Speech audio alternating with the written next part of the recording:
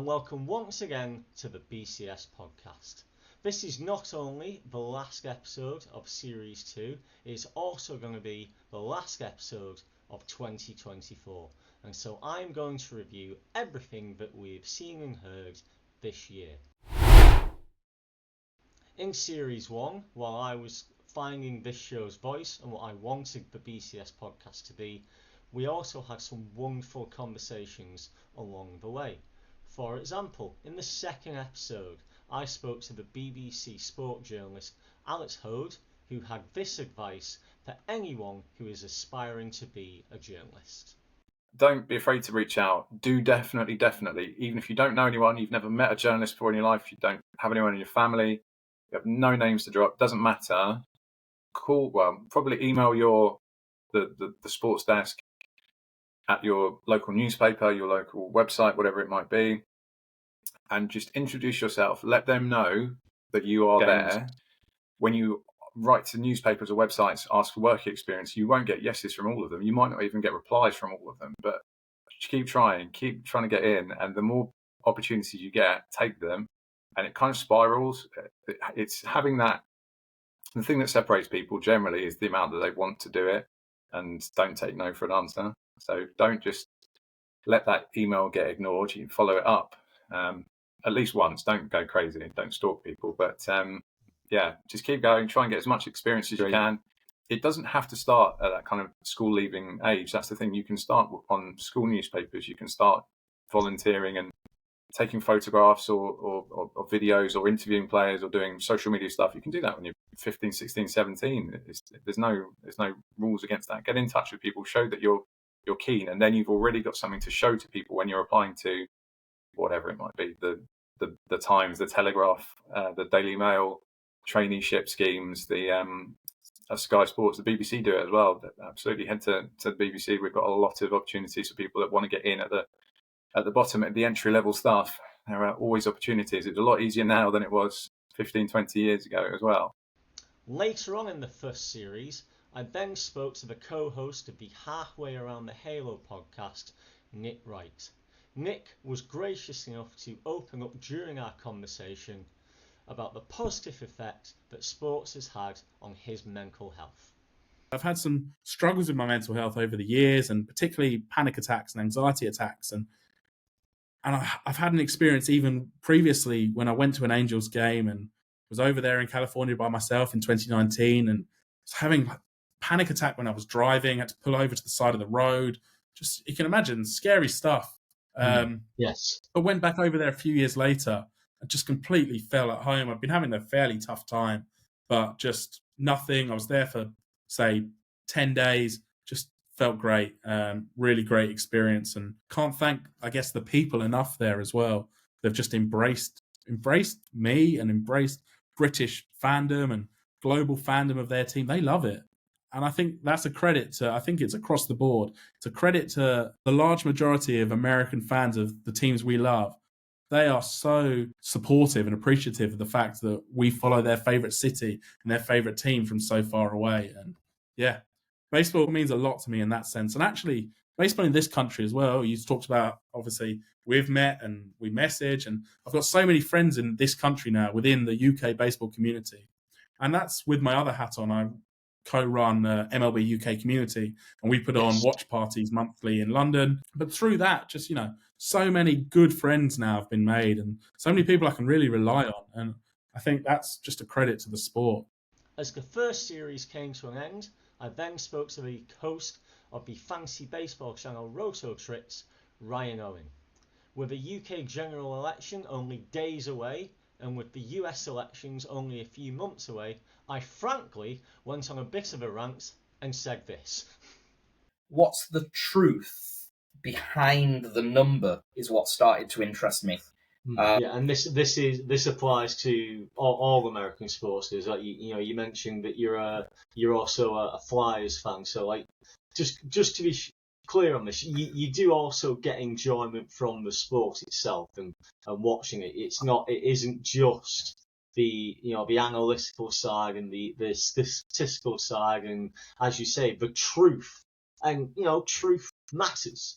That is something that seems to have we seem to have lost as a society as a whole, shall we say? Not just in sports, but in all of life.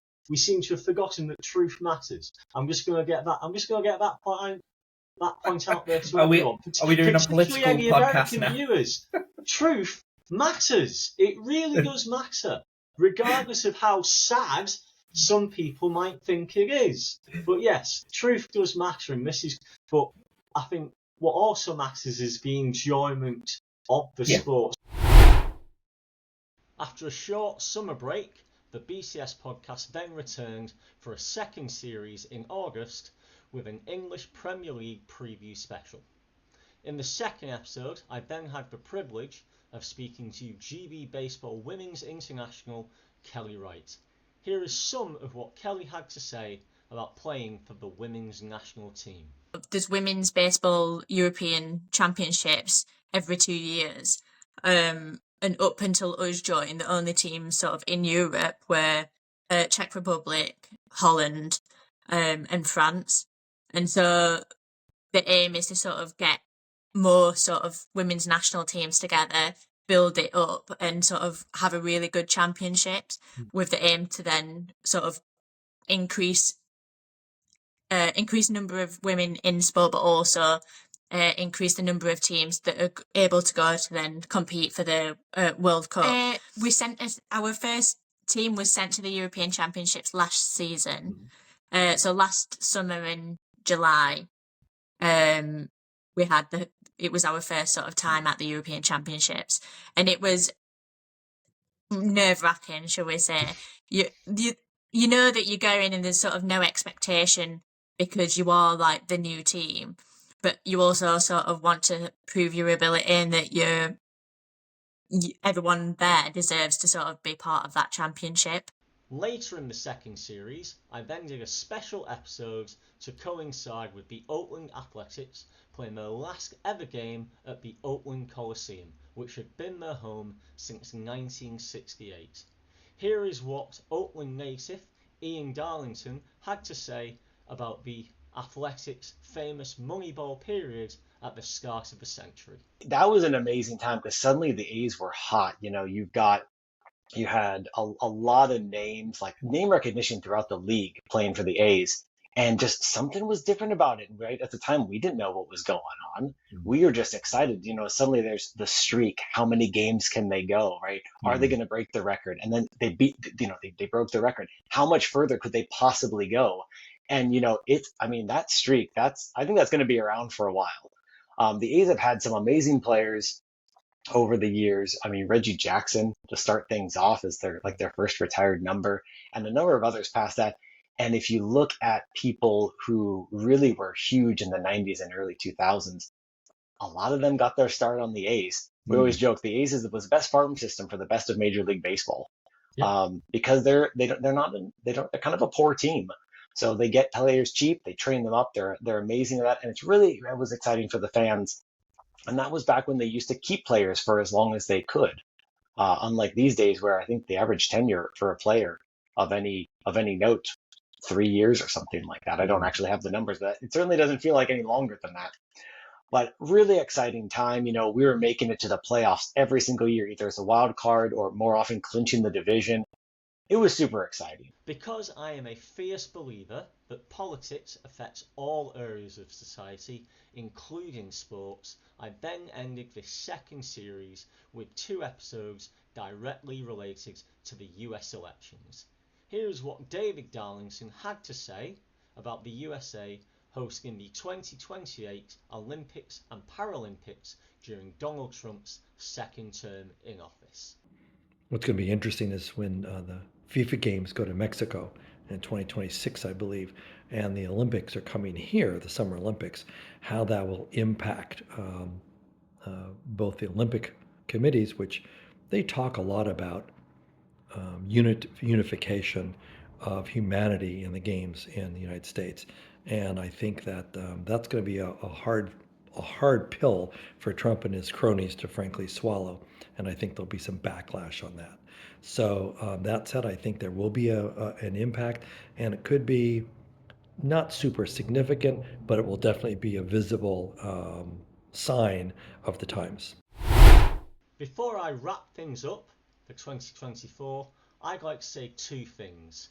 I have really enjoyed making the BCS podcast this year, and I am very grateful to all of the guests and contributors that have joined me for this first two series. Furthermore, thank you very much to all of you for watching and listening these first two series as well. I am very grateful that you have chosen to give me some of your time, and I really do hope that you have enjoyed and found interesting everything that I have presented to you thus far. For now though, that is the end of not only this episode, but this series of the BCS podcast. Whether you are celebrating Christmas, Hanukkah, Kwanzaa, Diwali, or even Saturnalia, I hope you have a wonderful holiday season, and I certainly hope to see you again in 2025. Bye bye now! The BCS podcast is written, produced, edited and hosted by me, Brett Walker. Thank you to Boris Anderoff and Pixabay for the use of the music and sound effects in this podcast.